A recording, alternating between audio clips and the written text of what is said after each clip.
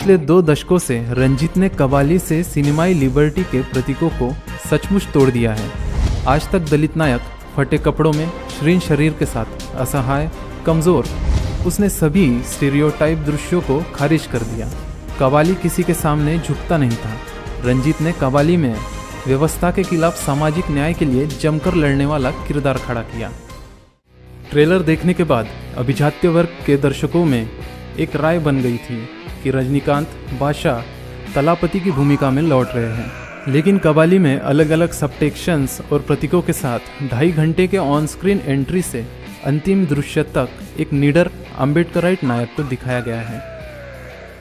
कव्वाली पर ही रुके वो रंजीत कैसे? रंजीत ने एक बार फिर वही रजनीकांत को लिया और काला बनाई।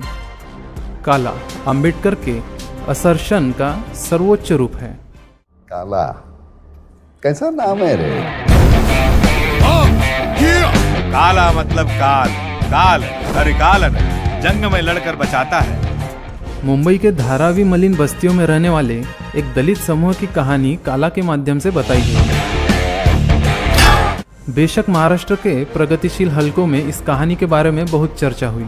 यहाँ के अम्बेडकरवादी लोगों ने फिल्म काला को सराहा। काला आइडेंटिटी पॉलिटिक्स के बारे में इतना गहन था कि काला का पहला दृश्य भीमवाड़ा में बुद्ध विहार से शुरू होता है। काला शोषित वर्ग के सामूहिक संघर्ष, अम्बेडकरवाद, नारीवाद, प्रांतवाद, फैसिज्म, दलित समुदाय में समूह भावना, अब्राह्मणी सौंदर्य शास्त्र, भाषाहीनता, ऐसे सभी विषयों को आगे बढ़ाता है। काला पिछड़े वर्ग की पहचान, सामाजिक न्याय के लिए उनकी लड़ाई की सामूहिक जीत थी।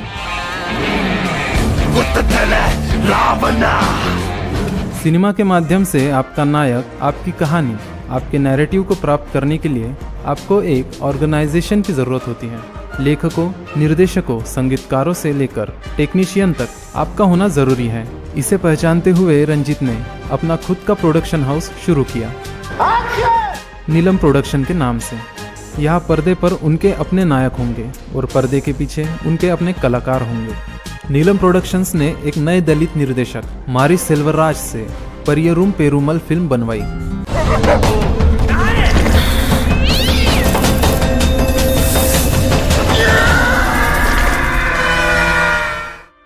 यह फिल्म एक दलित छात्र की कहानी बताती है जिसने कानून की पढ़ाई की और बाबा साहब आम्बेडकर जैसे वकील बनने का सपना देखा। हमारे समूह के साथ अन्याय होता है क्योंकि हमारे पास शिक्षा नहीं है।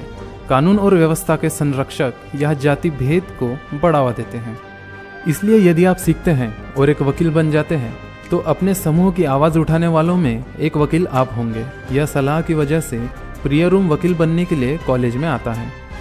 लेकिन शुरुआत से अंत तक फिल्म ने बहुत प्रभावी ढंग से दिखाया कि वास्तविक समाज में जाति कैसे काम करती है। दलित सिनेमा का नया कारवा जिसे रंजीत ने पेरियार की तमिल भूमि में स्थापित किया है, एक बहुत विश्वसनीय बात है। आज नीलम प्रोडक्शन के कई प्रोजेक्ट चल रहे हैं। कई उपेक्षित वर्ग के नए निर्देशक, लेखक, संगीतकार हमारी अस्वीकृत दुनिया को कला के माध्यम से चित्रित कर रहे हैं। Web series, film, hip hop के माध्यम से विद्रोही आवाज़ को बुलंद किया जा रहा है। हिंदी भाषा में भी ऐसे प्रयोगों की ज़रूरत है जिससे बॉलीवुड में शोषित वर्ग की अधिकतम आवाज़ पहुँचे।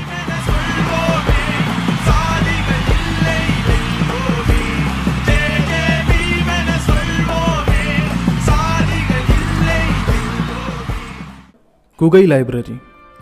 पा रंजीत न केवल एक उत्कृष्ट निर्देशक है बल्कि वे नई पीढ़ी को अंबेडकर की कला और दर्शन के साथ सिनेमा के उत्पादन को सिखाने वाली विभिन्न पहलों के माध्यम से एक प्रयोगात्मक मार्गदर्शक भी हैं। चेन्नई की कुगई लाइब्रेरी इस दृष्टि में एक बड़ा सांस्कृतिक केंद्र है। कुगई लाइब्रेरी नामक उनकी पहल नई पीढ़ी के अम्बेडकराइट निर्देशक, पटकथा लेखक, संगीत निर्देशक, गीतकार निर्माण कर रही है।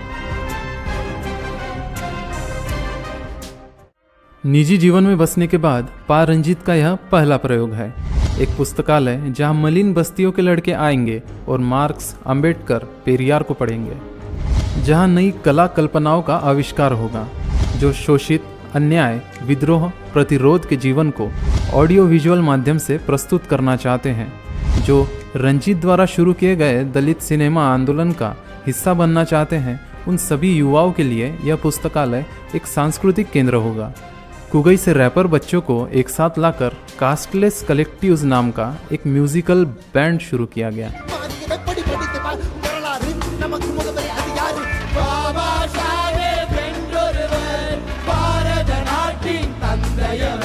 कुगई में इस तरह के कई नए प्रयोग हो रहे हैं। हालांकि नीलम प्रोडक्शन आज एक सुंदर पौधा बन गया है, लेकिन इसके बीज इस कुगई में बोए गए हैं। कवाली काला पेरियरम पेरुमल कुगई का ही आउटपुट है। लेखक द्वारा पारंजित को पूछा गया कि जिस तरह अमेरिका में अश्वेत आंदोलन से ब्लैक सिनेमा का जन्म हो सकता है, उसी तरह एक स्वतंत्र दलित आम्बेडकरवादी सिनेमा क्यों नहीं खड़ा हो सकता।